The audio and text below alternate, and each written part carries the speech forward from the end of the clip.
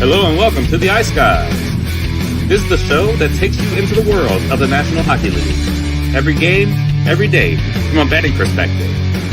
With pro sports handicappers, Ian Cameron, Alex P. Smith, and various guests from the world of hockey and sports betting. And now, here's your host, Ian Cameron.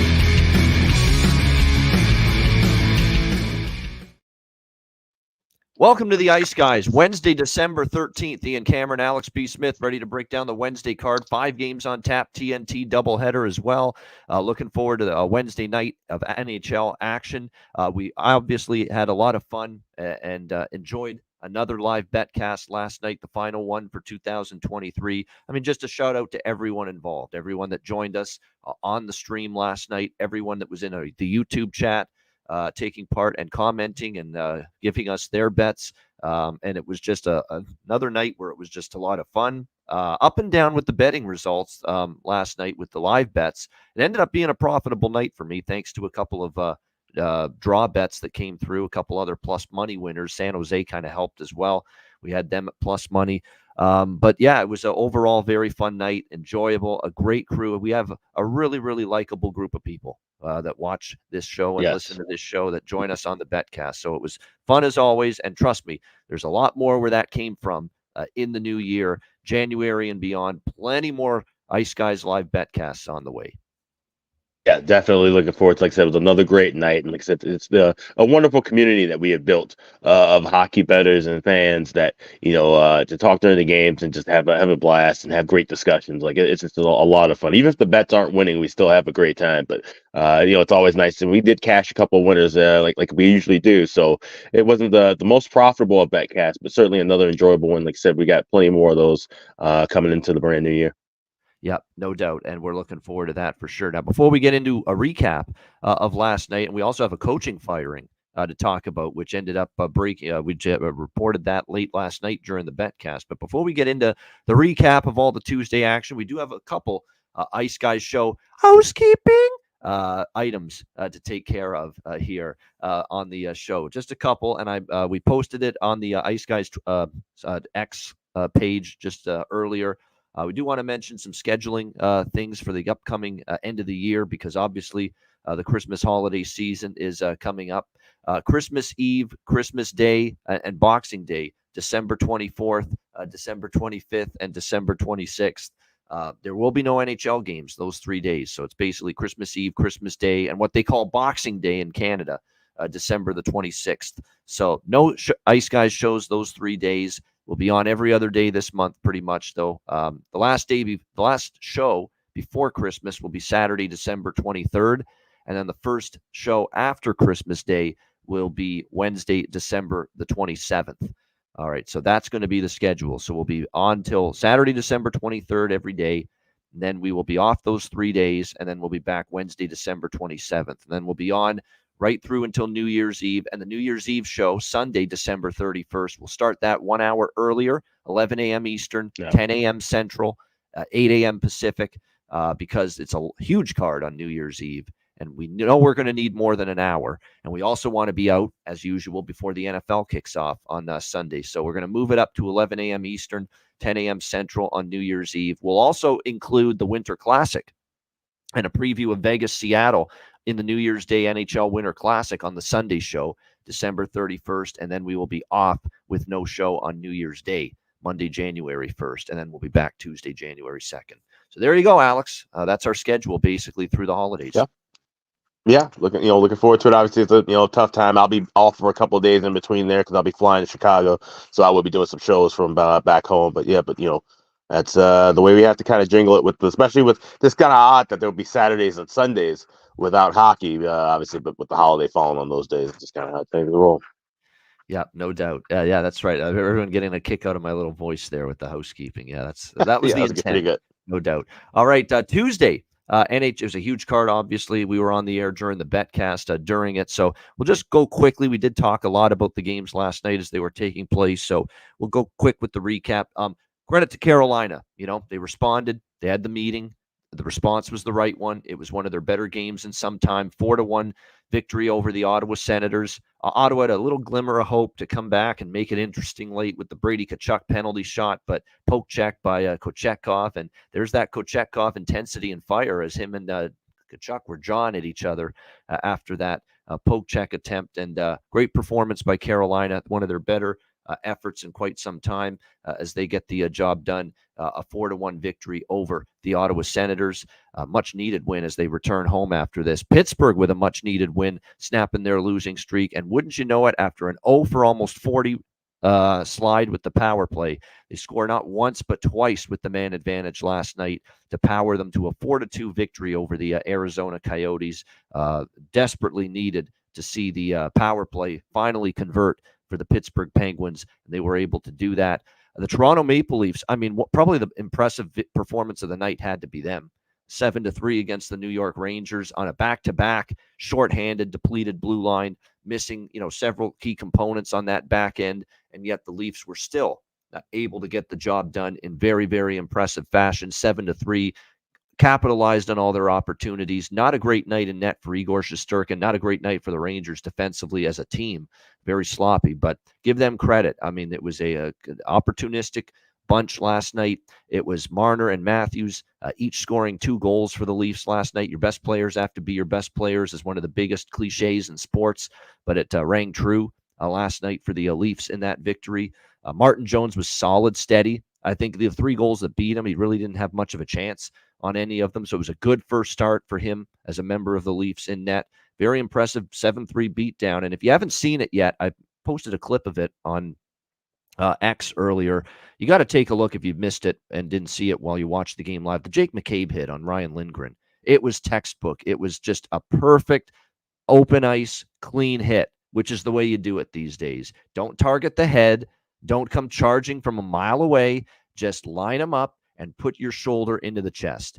It was, if you could run a hockey camp, Alex, and say, this is how you have to body check and hit someone now in an NHL game to do it cleanly, without taking a penalty, without getting suspended, watch that hit Jake McCabe on Ryan Lindgren last night in that Leafs-Rangers game. A textbook, hard-ass, bone-crunching hit, but clean. That's the key word, clean. You couldn't have done it any better.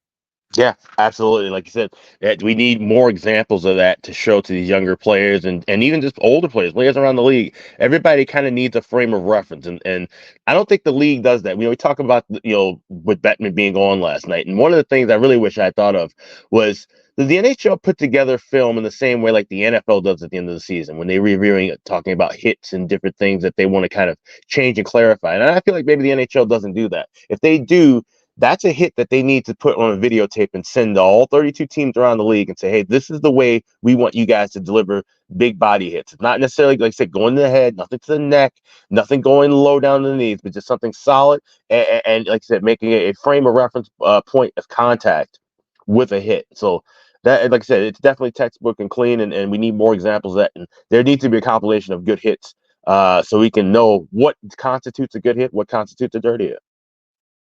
Yeah, and you want to know what constitutes that's the perfect hit, because it was hard. It was vicious. It was hard. It was vicious. It was bone crunching. It rattled Ryan Lindgren. It put him on his can, but it was clean.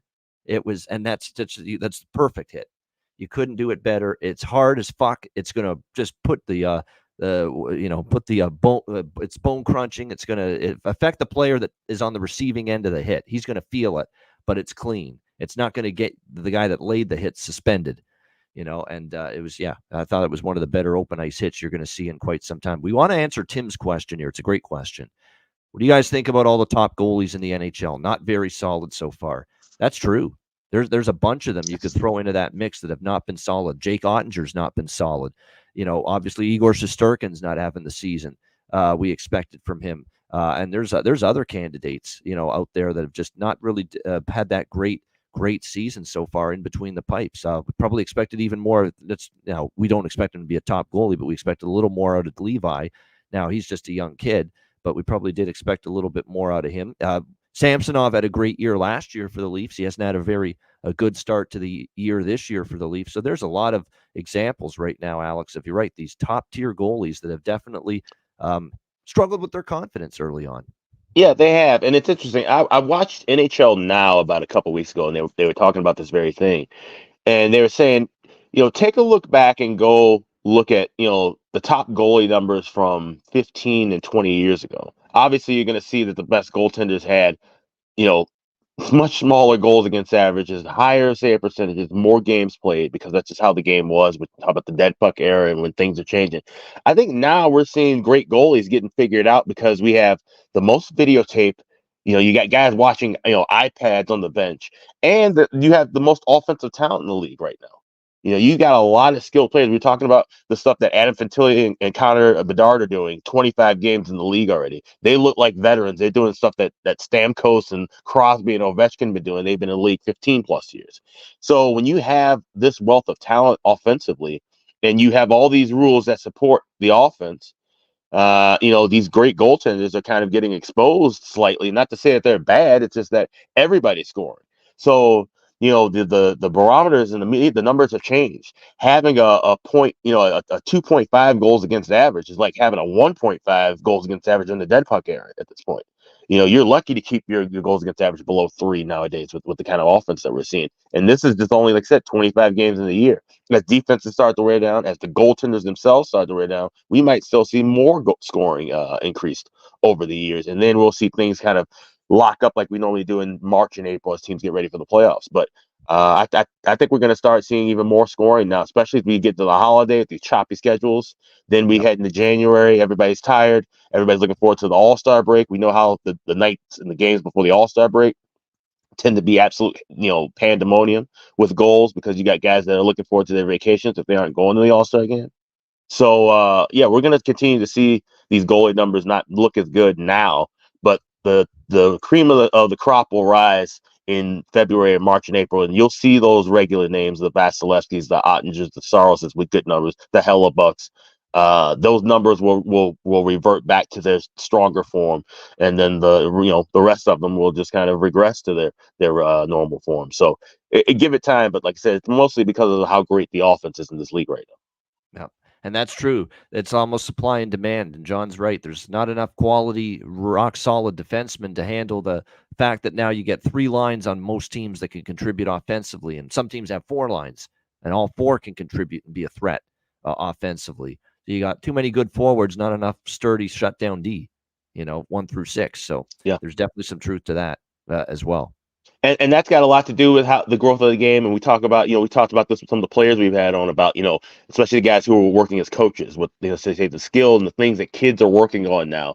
No one's wanted to really be a shutdown, stay-at-home defenseman, right? I mean, that's like being a lineman in football or being a catcher in baseball. Like, it's not the sexy position. That's not the superstar highlight position. But, so as a result, you got less guys kind of working on that. And when they do work on it, it's because, they're working on it in juniors so they can get to the NHL.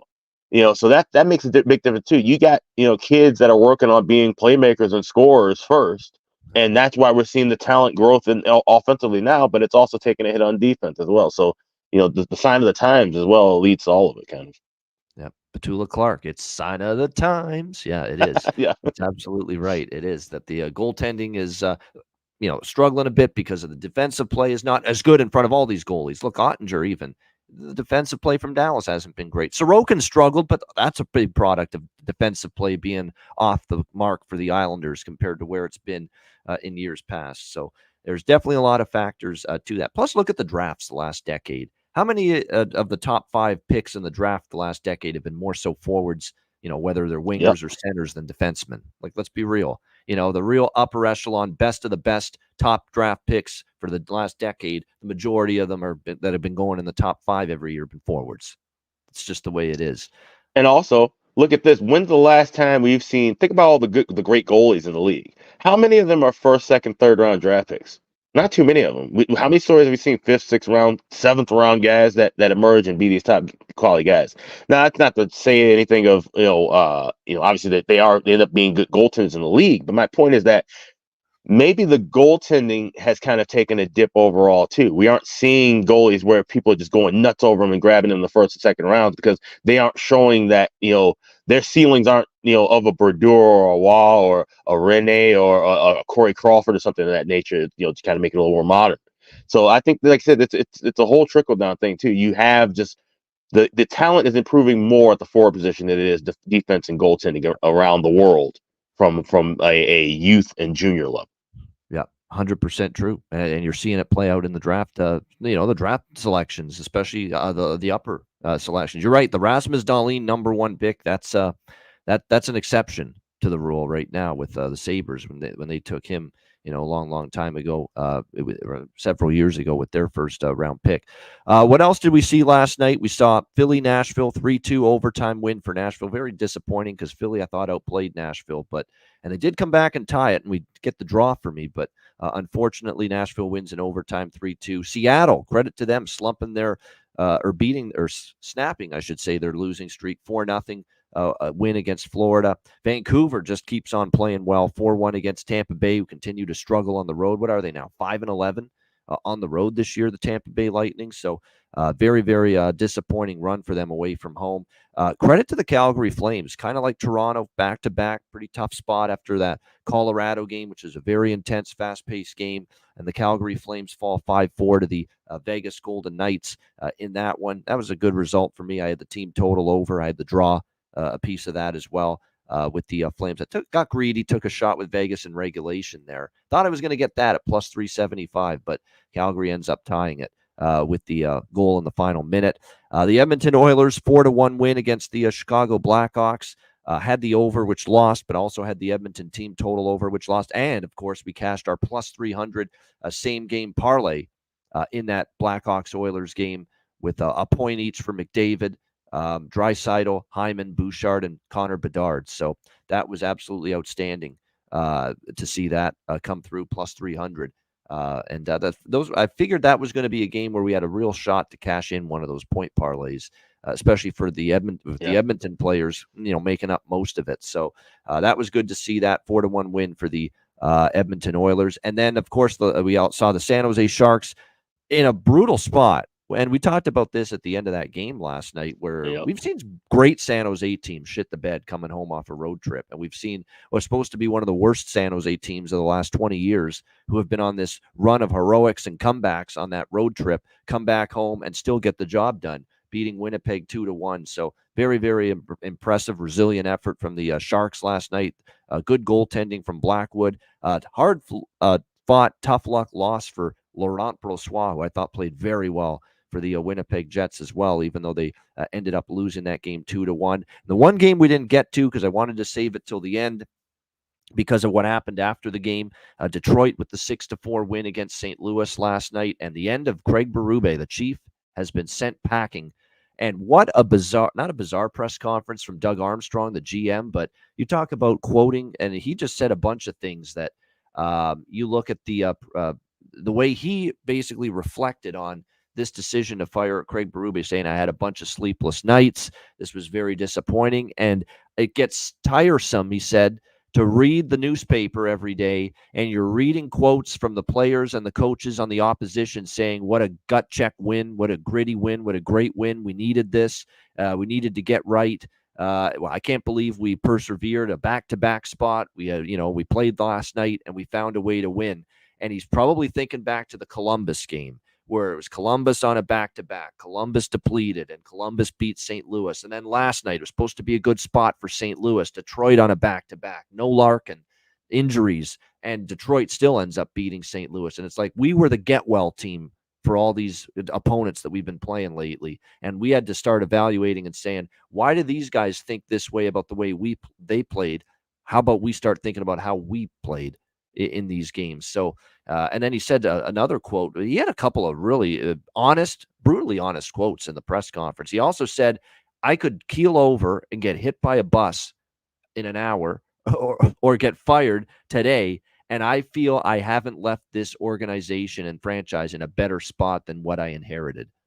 And that's pretty brutally honest from Doug Armstrong. So pretty critical of his own work, as the general manager right now of the St. Louis Blues. And that's pretty telling. I couldn't believe it. I heard that. It's like I could get hit by a bus in an hour, and I'm gonna go down as a GM that probably hasn't left this team in a better spot than when I started as GM years ago. So pretty telling, pretty honest assessment of the way things are going right now from Doug Armstrong with the St. Louis Blues. I don't know what he wants, though, from this team. I think he still has these inclinations of this St. Louis Blues team being this great team, this playoff contending team. That's not where they're at right now. They are trying to basically retool, rebuild for the future. Krug is not going to be there long term. A lot of their older players there are not going to be there long term as well. They got age on the blue line. Even Parayko is looking his age these days, not playing as well as he did, say, a few years ago. So, a lot of older players. The average age is that you're trying to, get your Robert Thomases and your Jake Neighbors in there, but you're trying to really, move out the older guard, if you will. So I'm not sure what he expected. Did he come into this season expecting this team to be playoff caliber? Because if he did, I think he's badly mistaken. They're not. And yeah, I think firing the coach is maybe needed because the message wasn't getting through and the results have been bad lately. But I'm not so sure long term. This feels like John Hines a little bit, maybe with Minnesota, with Drew Bannister, the Springfield head coach from the AHL taking over, where you're going to get that bump. And I'm probably going to bet St. Louis first game with the coaching change when they play next. But I don't think it's sustainable because really this roster is just not really that great right now. And playing in a tough division, playing in a tough conference, not sure how far up they expect to go. And I think if they were honest if Doug Armstrong was honest with them, he was pretty honest today at the press conference, but I'm sure he knows this roster is not playoff caliber. Yes, you can change the coach, but I don't know if that's going to really turn things around when you've got just so many teams that are on paper right now better than your roster. Really that simple. Alex, what did you think of the coaching change? I think it's needed at some point. I'm shocked it happened now, but I'm not shocked it happened at all. And I think it's funny the number of beat writers who seemed like they were just, oh my God, up in arms. And I'm like, every beat writer should probably have a friend who's in the gambling industry, because we all knew that the odds for Berube to get fired were like second or third favorite for quite some time, like even going back to the beginning of the season. We knew this was a bad St. Louis team, and like I said, great comments by Doug Armstrong, being candid and honest, and kudos to him for making this change for the reason that he did, saying that we're the team that everybody's getting right off of and eating off of. We can't have that happen, and even if you're a team that's rebuilding, you can't let that happen. You can't be the dog food bowl for every puppy to come eat off of, and that's where St. Louis was. So for them to make that change, good for them. But if I'm up top, if I'm the ownership, I'm reaching underneath the desk and I'm hitting the detonate button. I'm getting rid of Armstrong. I'm clearing house and starting the rebuild, because they need to do that. And I think they need to go younger. St. Louis is kind of one of those organizations, a lot like Minnesota, a lot like how Chicago is back in the day, where they're real kind of close knit. They always want to get another St. Louis guy in there. I think maybe they need to kind of get away from that mentality. I think you need to progress a little bit. And just because the guy had history in St. Louis, it doesn't mean he's just a fit to come back and work in St. Louis. So there's a lot of things I think that need to change with this, just the kind of culture of the St. Louis Blues in the rebuild as well. So they got a lot to work on. Like you said, with all the other great teams in the Western Conference, this move's not going to do much for them. That, like I said, we'll have a short little bump that we can bet on. But as far as that team, that franchise, they need to strip it down. And I think that probably will be starting now, and certainly will have hopefully more of movement in the offseason. Yeah, I'm just looking at it now. St. Louis plays Ottawa, and I'm not actually totally 100% on board just blindly betting the Blues tomorrow night, because I know Ottawa was pretty ticked at the way they played last night. Yeah. I heard Tkachuk, I heard Josh Norris, I heard DJ Smith. Just not, I'll say the same thing. Not good, unacceptable, just bad hockey, really, from them. Just once they got behind and they made mistakes with the puck, turnovers. So probably get a good effort from Ottawa tomorrow night. So that's not necessarily a final decision for me that will be on the Blues. That's going to be a tough one, because it's going to be like, can you fade Ottawa? Can you fade St. Louis? You don't really want to fade either in that spot tomorrow night. But we'll talk more about that tomorrow on the Thursday show. Let's get into the Wednesday night games. We got 5 of them, and we'll start in Montreal. Pittsburgh Penguins, Montreal Canadiens. Pittsburgh minus 150, road favorites, 6 the total here in this game. The Penguins, much needed victory last night, finally seeing the puck go in, which I'm sure for them was a relief, especially with the power play, as they finally break that ugly, and I mean ugly, almost 0 for 40 that they had with the man advantage. Sam Montembeault in net for the Canadiens tonight. 2.78 goals against, 912 save percentage.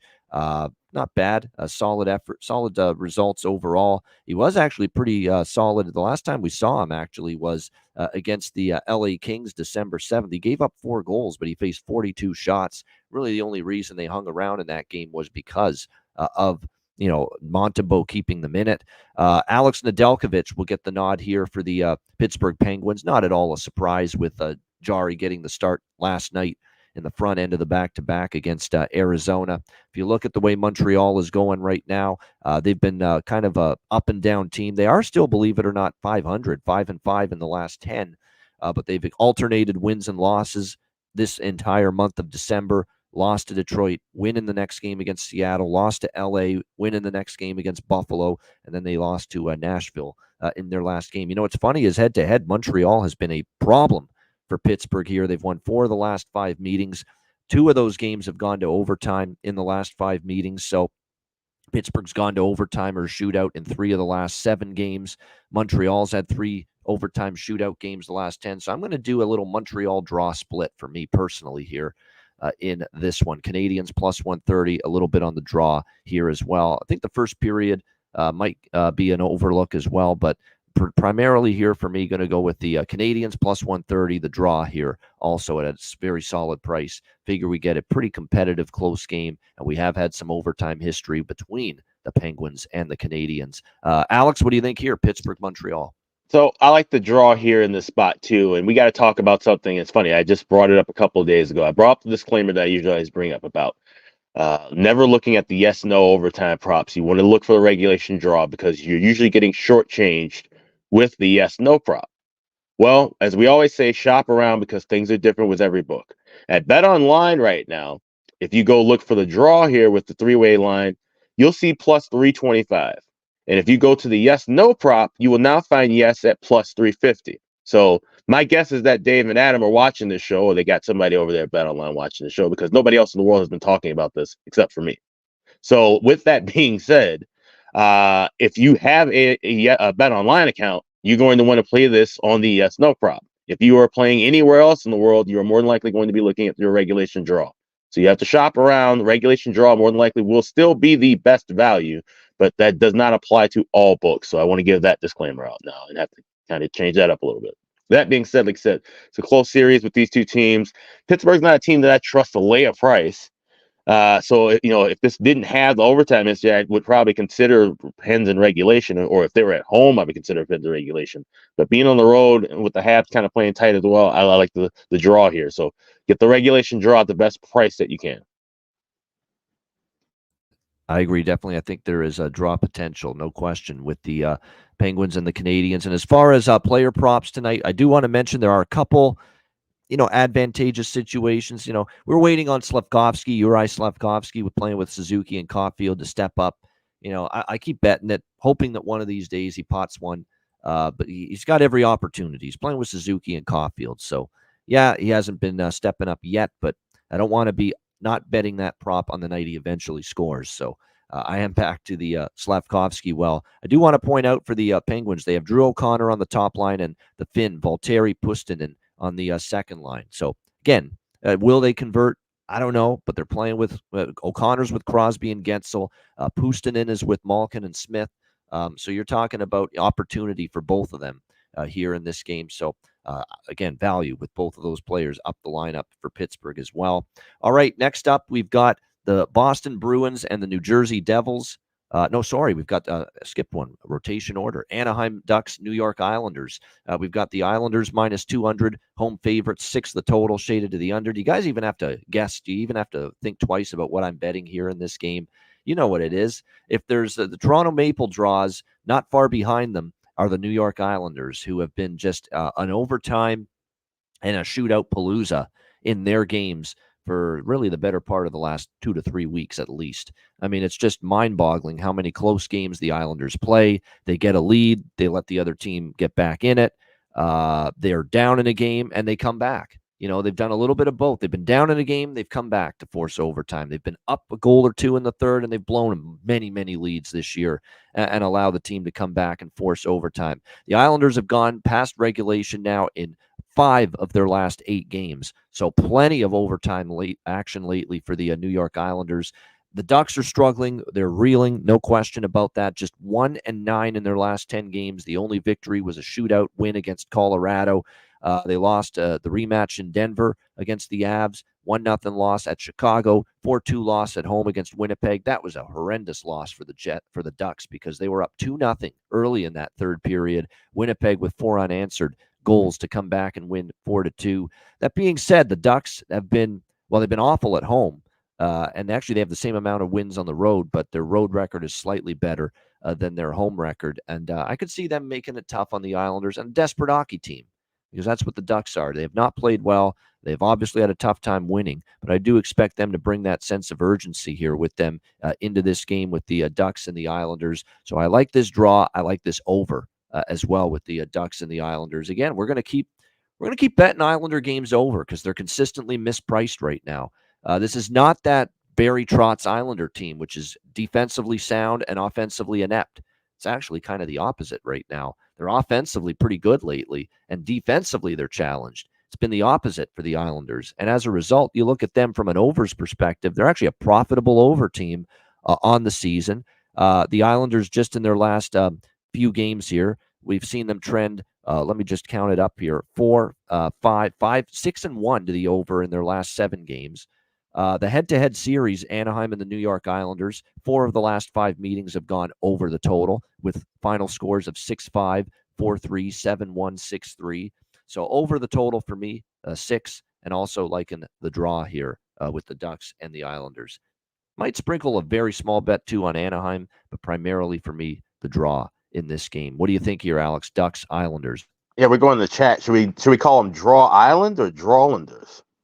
No, Draw Island. That's fantastic. I think Draw Island is great. Yeah. That's a winner right there. Draw Island. Yep. So back to Draw Island, especially when they play at home. Yeah. Right. So so we're rolling with that. I'm on the draw as well. And James Strange mentioned about the correct score. This is one where you take maybe 2-2 and 3-3, kind of play them small and try to grab some profit too.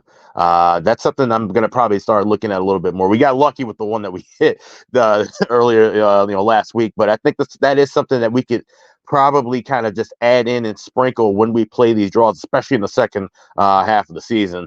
That might be the new little trend that we do with in regards to draw season. But that's the only thing I like here. Can't back Anaheim. Man, this team has really pissed me off ever since I backed them to be a surging team toward the playoffs. Just a dismal run. And like I said with the Owls, they still haven't clamped down yet hard on defense, but maybe Anaheim comes in here and plays kind of into their style, and this game's kind of slow. So we'll go with the draw, and I will sprinkle some correct score regulations on 2-2 and 3-3.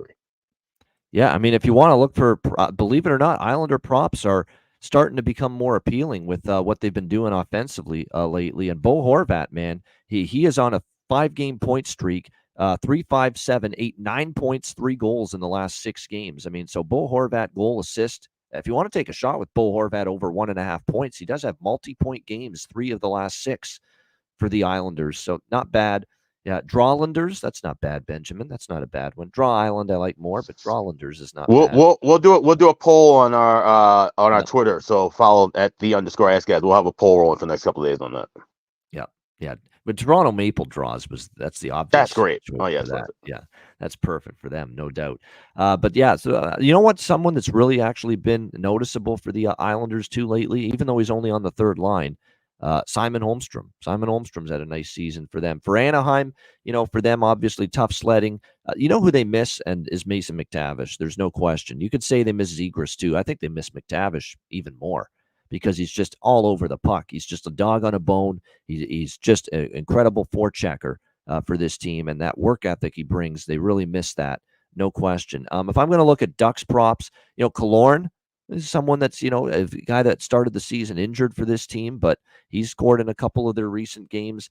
Maybe Carlson, we'll see if he can get it rolling. Brett Leeson, here's someone that's moving up the lineup for Anaheim. Brett Leeson up to the second line for the Ducks tonight. So keep an eye on that. There's some opportunity there from a value standpoint with Brett Leeson. All right, Boston, New Jersey. We've got the New Jersey Devils minus 125 home favorites, 6 being the total in this game. This is the first game of tonight's TNT doubleheader with Kenny Albert, Edzo, Eddie Olczyk, and Brian Boucher calling this one here. Bruins and Devils should be a good one. Two of the better teams in the Eastern Conference.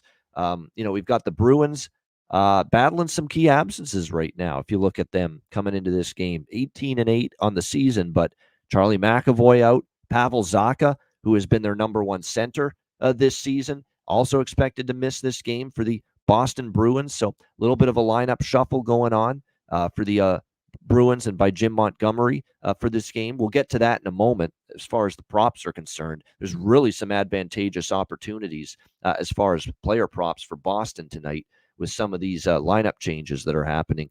New Jersey coming back off the road, the Western road trip through Vancouver, Seattle, Calgary, Edmonton. 3-1 road trip. Pretty good overall. I think Lindy Ruff and the Devils will take that. Beating Vancouver, Seattle, Calgary, falling short 4-1 against Edmonton in the final game of that trip. Now they return home. Always a bit of a tricky spot here. First game off that trip. And Boston has owned New Jersey, by the way. I want to point also that out. 5 straight head-to-head meetings for the Bruins that they have won over the Devils. Devils haven't beaten the Bruins since May 4th of 2021. So that was over 2 years ago, 2.5 years ago. But I don't know. There's something it's unsettling about taking Boston here because I lean that way. But I'll tell you what, without McAvoy, without Zacha, the Devils, when you look at them, playing some good hockey right now. And like I say, the record with Hischier and Hughes both in the lineup for New Jersey, it's been very, very impressive. I think it's a really tough side for me based on series history, based on the spot. I probably have to lean Boston, but I don't know if I'll actually end up betting it. Well, maybe we'll look for something live. It's a pass for me for now on this one. It's not a pass for props. I'll get to those in a minute. What do you think here, Alex? Bruins, Devils. Yeah, I'm just keeping this one simple. I like first period over. I grabbed $1.35 at Caesars, and I like both teams to score in the first period. Like I say, sidewise, it's probably be a game, it's a TNT game, so I'll be watching it. Might try and look for something live. Now, I remember too, and it's funny because kind of going back and looking with Boston, the majority of the money I've made on Boston has come from either first periods or betting on them live in game, especially when they're down a goal and usually coming back. So that's kind of some teams that I kind of read a little bit better watching the game than the pregame. And I kind of looked back. Boston was one of those teams. So that's probably the way I'm going to be approaching them for a little bit. Should be a good one to watch. So we go first period over, and both teams score in the first pregame, and then we'll try and look for something live. Yeah. This is definitely more of a prop game for me with the Bruins and the Devils. It's funny with the total. I would first period over and full game over are leans for me. But the problem is it had been an over series with them until last year when they played 2 of the last 3 were 2-1, 3-1 for Boston. So I think it's tricky. It depends on the goaltending too. I'm way more interested in an over if Vanacek is in net for New Jersey. But we don't have confirmation of that yet. And we actually don't have confirmation for the Boston starter in net either. We've got Swayman and Vanacek as the projections right now, but neither one is confirmed. So this is a wait and see approach. If you're a Patreon member or the community tab, when we post the card, obviously I'll have all my selections and wagers finalized, and we'll have definitive bets locked in by then. But for now, it's just wait. Let's wait to see what the goaltending situation is. As far as the props go for New Jersey, it looks like Eric Haula, those of you asking, he is back in the lineup. It looks like recovered from that upper body injury. He was out of the Edmonton game. Looks like he's going to be on the third line with Mercer and Holtz tonight. Toffoli, Hughes, Jack Hughes, and Timo Meier on the top line. Andre Palat, Nico Hischier, Jesper Bratt on the second line right now for the Devils.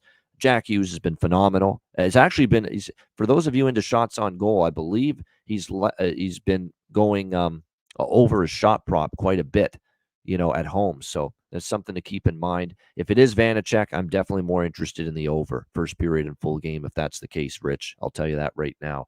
And then as far as the Boston Bruins, we've got some great opportunities here. There is some lineup changes, obviously, as you would expect, with no Zacha up front. So the center ice position is shifted. I thought maybe they'd elevate Charlie Coyle to the top line center spot, but Jim Montgomery going off the board here and putting Morgan Geekie at the top line center spot here tonight for the Boston Bruins. He got an assist against Arizona. He's only got 2 goals and 5 assists on the season, but he's getting a huge opportunity here tonight, centering the top line in between Jake DeBrusk and David Pastrnak. And that's the other guy to keep an eye on for props tonight is Jake DeBrusk. He's now up on the top line. So it's a newly formed top line for Boston tonight. DeBrusk with Geeky in the center spot. And then, of course, David Pastrnak on the right side of that top line. So great opportunity here. I think DeBrusk probably has some great prop value tonight on the left wing side of that top line. You can get Jake DeBrusk here to get a goal at plus 290, plus 200 to get an assist. And Morgan Geeky in the game tonight. How about plus 470 at FanDuel for him to find the back of the net tonight? Again, centering the top line unless something changes at the very last minute.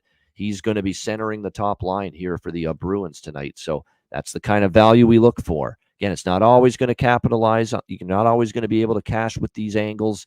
Like with Noah Gregor last night, he was on the top line with Toronto. He was plus 850. He didn't score, but you got to bet it when you're someone up the lineup, moving to the top line at that price. Same thing with Morgan Geeky. Doesn't mean he's going to score, but he's on the top line centering that unit, and he's plus 470. At that price, you got to take it, as far as I'm concerned. So definitely some value there with the Bruins as far as the props go. I would also consider a couple of the other centers here as far as props on the Bruins. Coyle, has been pretty reliable lately. He scored against Arizona. They're going to need his offense now, especially with Zacha, who's been pretty good for them out.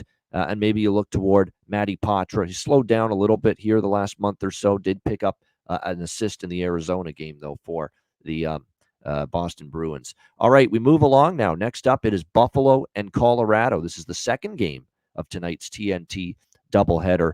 We've got the Avs minus 190, home favorites, 6.5 the total here in this game. Interesting matchup here, interesting spot, because the Colorado Avalanche have not played their best hockey lately, even in the win against Calgary, the comeback in the third period to beat the Flames there.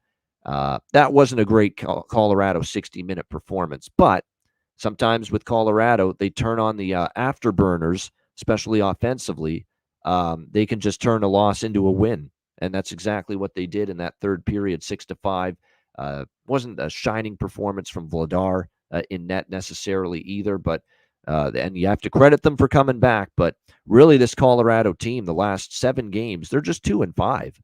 They have not played great. They've lost to the Jets and the Flyers at home as massive favorites, barely beat Calgary, barely beat Anaheim at home after they had lost to Anaheim in the game before that. So, not great from the Avalanche right now. And of course, they had 3 straight road losses before this homestand against LA, Anaheim, and Arizona.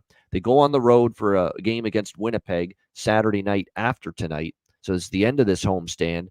Not exactly a team that's got the form I want out of a minus 190 favorite. The question is, can we trust Buffalo? And Buffalo used to be a team we could really, really see them sneak up and pounce in these spots. Road underdogs against quality competition, especially last year. We saw the Sabres do really well in these spots. They have not been as good in these spots this year for the most part. However, they have shown in the last couple of weeks, a couple of times they have been able to rally the troops and take down one of these better teams as a road dog. The Ranger game back on November 27th, they won 5-1. They were a plus 190 underdog in that game. Just last week against Boston, albeit Boston was dealing with the illness bug running through the team a little bit, Buffalo still ended up beating them 3-1 as a massive underdog in Boston against the Bruins last week. So to me, this is one of those situations where I don't think Colorado is going to have an easy time of it. Let's also remember last year between these two teams, we saw Buffalo go into Colorado last December 15th, and beat Colorado by a score of 4-2. It was one of their better games, probably of the entire regular season. Buffalo also beat Colorado this year back in October in Buffalo 4-0. So it has been a very, very tough head-to-head matchup. There haven't been many easy games for Colorado against Buffalo. Prosvetov, by the way, Ivan Prosvetov in net for them tonight. It's not exactly a goalie that I think, let's lay minus 190 with Ivan Prosvetov in net for the Avalanche. Not exactly the goalie that I think of, someone I trust when I'm looking to lay a number like this. 2.75 goals against, 912 save percentage, but his last 2 starts have been rocky. 3 goals allowed to Anaheim, 5 goals allowed, lit up by Philly in his last start in that 5-2 loss to the Flyers. So this is one where I'm going to do the Sabres and draw split and the over as well in this game, over 6.5 with the Sabres and the Avs. Alex, what do you think here? Buffalo, Colorado. Yeah. Last night during the Betcast, I had to slip out for about an hour and do radio with Ken Thompson on SportsX Radio. We talked about Colorado, and I said they are the number one team that needs to go out and get a veteran backup goalie that they can fully trust, because Georgiev has already played 23 games, and he's going to need a rest. They're going to have to split up that time and not run him into the ground. But Prosvetov's not the guy. He's not that guy at all. And at this price, like you said, with Buffalo, it was Ukko Pekka-Luukkonen and net who got that 4-0 shutout when they played in Buffalo. That was a Saturday or Sunday. It was an early afternoon start, like I recall. And then, like you said, Buffalo came in the Ball Arena last year, about 363 days ago, and beat Colorado. So when you have that kind of history, and Buffalo just seems to kind of match up well against Colorado, we talk about this all the time. There's some good teams like Colorado, like Toronto, and they're these high prices, and they just, for some reason, a team will come in, maybe not nearly as good, but just, give them fits and find ways to beat them. So I'm taking a shot with Buffalo at plus 170. Might sprinkle a little bit on the draw too, but I like the side a little bit more. I think the Sabres can go in, steal a couple points from Colorado tonight. And it's not just the win-loss record, the base numbers, the win-loss record. All the peripheral numbers, and I'm not the biggest analytics guy, but when you look at goals for, expected goals for and against lately, Colorado's numbers are middling right now. Okay, they really, really are. And carrying the play, they're not doing that as much lately. Like, this is a team that's just, they're not even close to their peak level of performance right now. When Colorado's rolling on all cylinders, you can clearly see it.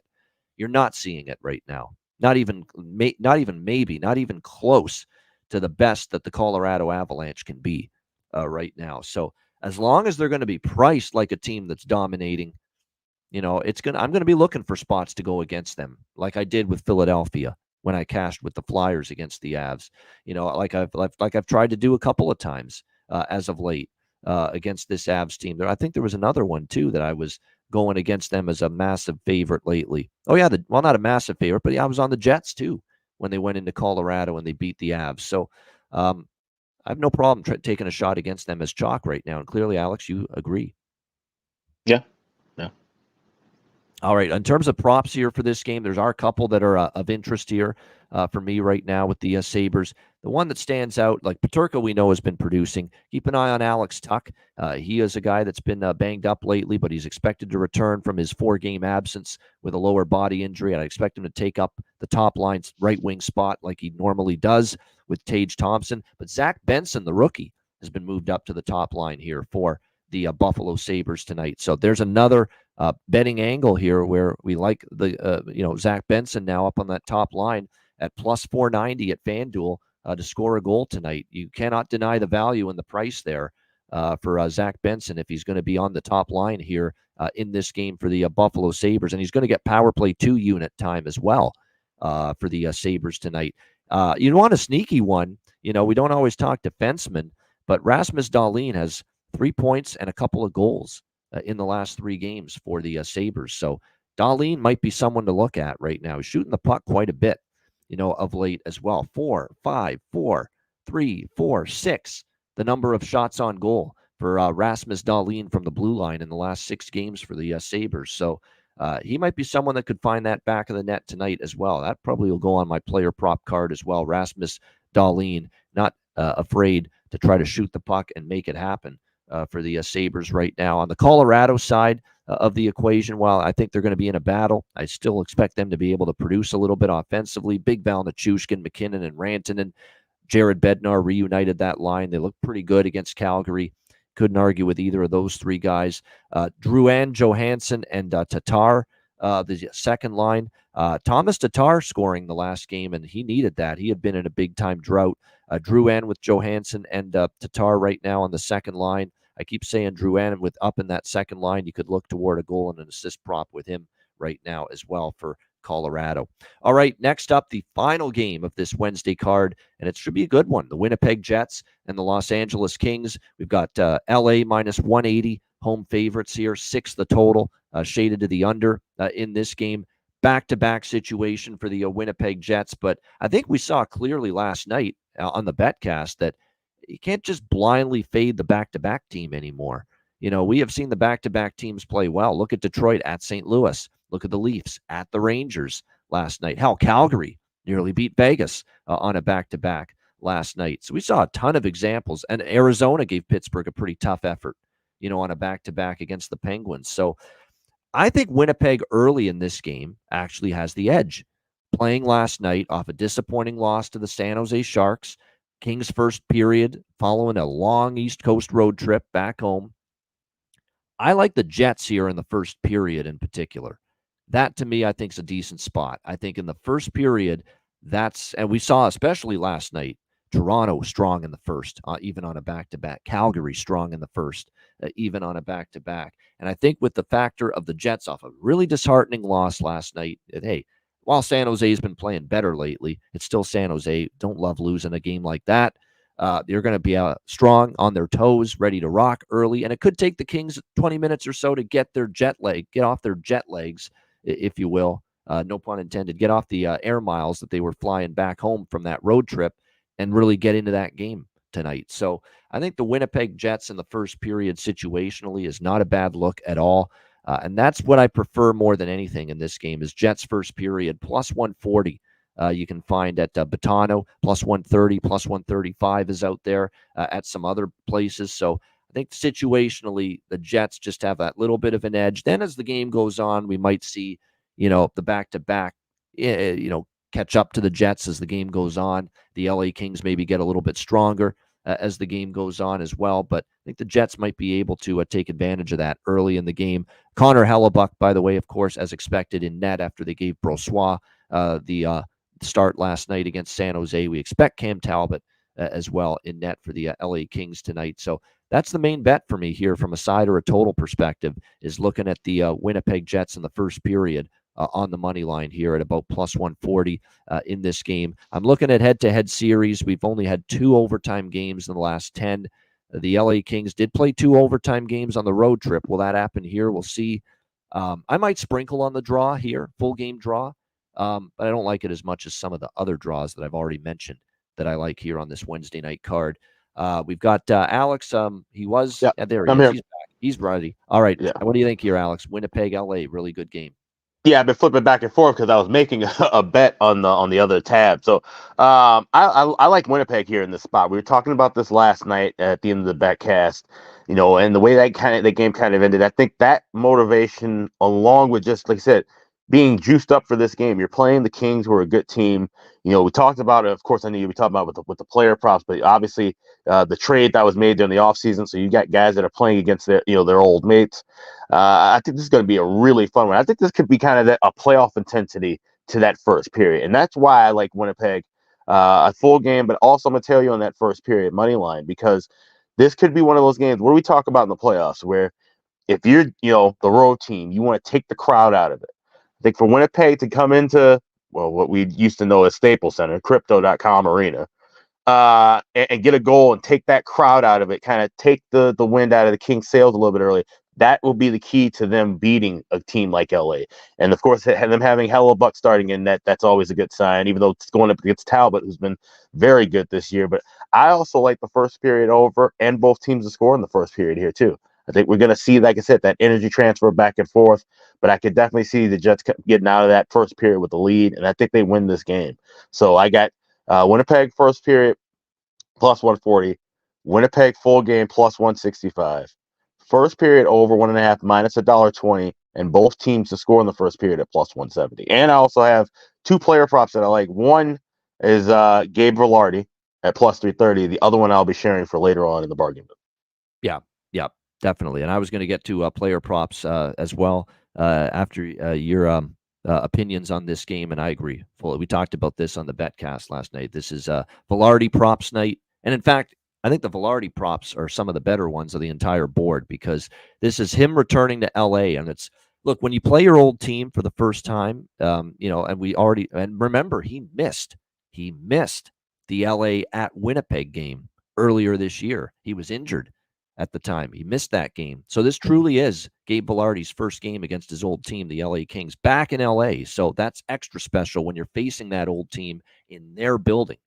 So I think that's going to lead to a pretty solid effort, and he's due to find the back of the net. He's been better and better, gradually getting back to game speed the few games he's been back from injury, and now we're starting to get those value prices with Velarde, plus 330 at FanDuel for him to score a goal tonight, plus 228 to get an assist.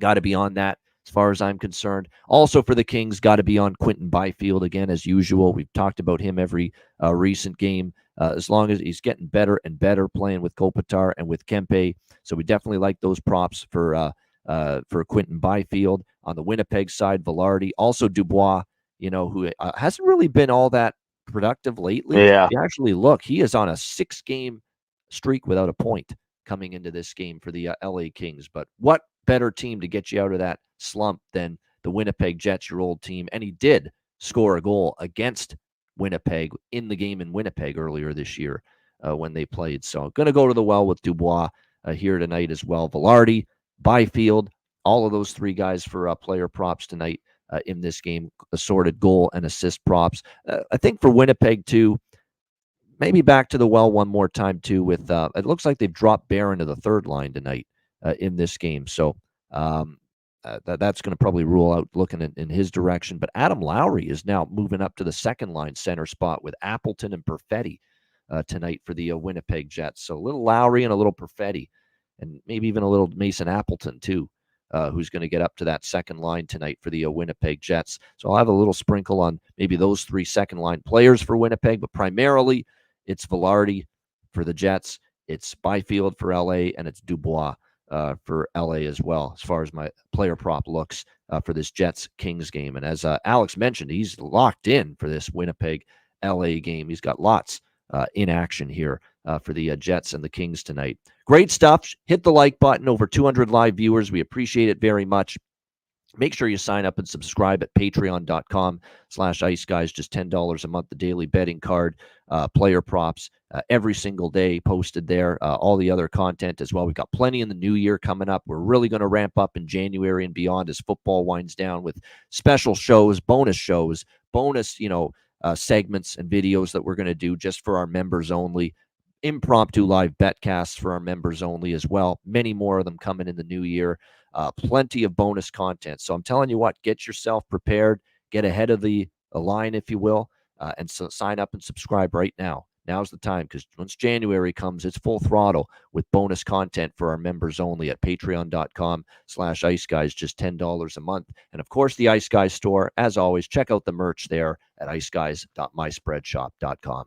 Yeah, absolutely. Ice Guys store, like I said, you order with rush or express delivery to get it in time under the tree for Christmas. But we've got plenty of merch items that are still available at iceguys.myspreadshop.com. Also, the limited edition store, we have that link pinned on our X page at _Ice Guys. Definitely get those things now. Like I said, you pretty much have to order everything express to make sure it gets there in time for the 24th to 25th, especially if you're in Canada. Shipping's a little bit slower. Might actually have already passed on that deadline for international. So, but definitely want to check out the store, and the main store is iceguys.myspreadshop.com. All right, and now next up, you know and you love it. You know it, you love it, and we love it too. The bargain bin special of the night, and it is a 5-game slate to choose from. You're going to the bargain bin, Alex, tonight. What have you found? Yeah, so we head out to Hollywood, that LA game with Winnipeg, and you mentioned that second line change with Adam Lowry moving up, going up and playing along with Mason Appleton. Mason Appleton was the guy that I kind of circled and looked for. Grabbed him at plus 550 at PointsBet, which is interesting. PointsBet usually doesn't really have the strongest of player prop odds compared to the other books, but they had a good price there. So I think he's live to get a goal on that second line.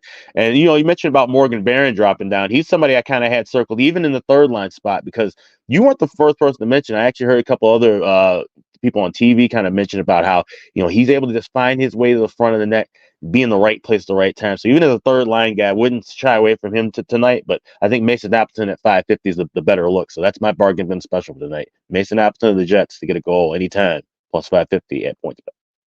All right, up on the second line. I'll be having a piece of that as well. Mason Appleton, all those guys, Lowry and Perfetti as well. But Mason Appleton, plus 550. Winnipeg Jets for Alex B. Smith with his bargain bin special of the night. I'm I'm going to give you 2 tonight, and I don't like doing that because it's bargain bin special, not specials. But I can't decide between the 2. And now that I see the price that's available with him at one book in particular, which meets the minimum criteria of plus 300, he has to be bargain bin special as well. So 2. This is not going to be a routine thing. This is a one-night only thing. I'm giving you 2 bargain bin specials of the night. The first one comes from the Boston, New Jersey game. I love the price on Morgan Geekie. Okay, centering the top line, I should say, with Jake DeBrusk and David Pasternak. Just an incredible price here for someone that's going to get this kind of opportunity. Plus 470 for the top line center for the Boston Bruins tonight. Morgan Geekie, plus 470. That is one of the 2 bargain bin specials of the night. The other, we're going back to that Winnipeg LA game.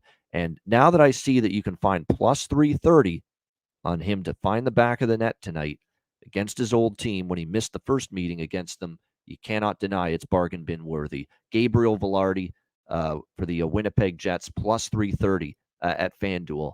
That is going to be my other bargain bin special of the night. So a rare 2-pack for me for bargain bin special of the night. Morgan Geekie, Boston, plus 470, and Gabe Velarde, Winnipeg, plus 330. Let's see if we can go 3-0 tonight with the bargain bin special of the night. All right, it is time for best bets. Alex, what do you like for best bet? Oh, that's tough, actually, because there's a couple things that I really like. But we're going to go with Boston, New Jersey. Both teams to score in the first period. They can get, like I said, plus 160 or plus 170. Shop around for that. I think we're going to see some decent pace in that game, and I like goals there early. So we'll go with both teams to score in the first at plus 170 is my best bet. All right, there we go. Boston, New Jersey. There we go. That is that's over or both teams to score? Both teams to score first period. Both teams to score. All right, both teams to score first period. Bruins, Devils for Alex P. Smith with his best bet. My best bet, it's actually also going to be a first period bet, but it's going to be a side bet. It's going to be Winnipeg and LA. I like that Winnipeg look in the first period. I think it's a great situational look. I think the Jets will be strong early. It could take the Kings, a period coming back off the long roadie to really find their legs in this game. I think the Jets can capitalize, and I love that the Jets are coming off that 2-1 loss against San Jose. Hellebuck in net. I think they can pounce on LA early and get the lead going into the first intermission. So Winnipeg Jets plus 142, best price available in the first period. That is going to be my best bet here for this Wednesday night NHL card. And that'll wrap up this edition of the Ice Guys. Thanks to everyone in the chat for joining us. Hit the like button on the way out. We appreciate it very much. A reminder, the Ice Guys is live 7 days a week, Monday to Friday, 2 p.m. Eastern, Saturday and Sunday, noon Eastern. If you can't watch the show live, download the Ice Guys podcast in audio form on all major podcast platforms, Google Podcasts, Apple Podcasts, Spotify, Stitcher, iHeartRadio, Amazon Music, and more. Download the Ice Guys podcast when you can't watch the show live. And a special have fun in Montreal to our guy Goose, Tim York, who's, of course, on the BetCast. He's going to be in Montreal. Safe travels. Enjoy that city. It's a hell of a city, especially for if you want things to do at night. There's no question. There's a lot available. So have a great trip there to Montreal on Friday. Yeah, Beantown Friday of the show. We'll check in with you there. It sounds like you'll be able to watch the show Friday from there. Great stuff. We appreciate it. And again, thanks to all for the BetCast. It was another great one last night. For Alex B. Smith, I'm Ian Cameron. Have a great Wednesday night. Enjoy the games and good luck. And we will talk to you again tomorrow on Thursday for a massive Thursday card coming your way right here on the Ice Guys.